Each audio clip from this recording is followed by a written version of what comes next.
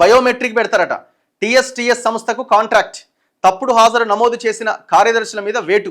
ఇప్పటికే రంగారెడ్డి జిల్లాలో 2, జగిత్యాలలో 1 సస్పెన్షన్. ఎంపీఓలు డిపిఓల నిర్లక్ష్యంపైన ప్రభుత్వం ఆరా, వేటుకు సన్నద్ధమవుతున్న ఉన్నతాధికారులు. మంత్రి ఆదేశాలతో కదిలిన పంచాయతీరాజ్ యంత్రాంగమట. మరి ఇప్పుడు బయోమెట్రిక్ పెట్టినారు, బాగానే ఉంది. వాళ్ళ పని గంటలు ఏందన్నది డిసైడ్ చేసిరా?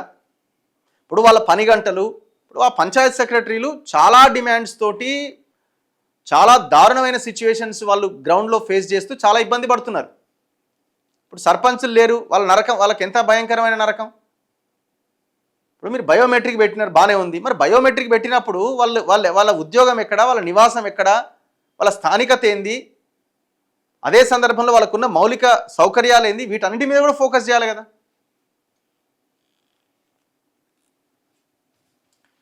వాళ్ళకి లేని పనులన్నీ వాళ్ళకి అంటగడతారు. లేని పనులు, ఉన్న పనులు, వాళ్ళు కూడా మనుషులే కదండి, వాళ్ళు కూడా 8 గంటలకు మించి పని చేయగలుగుతారా? మీరు ఇష్టం వచ్చిన పనులు చెప్తారు, హడావుడి.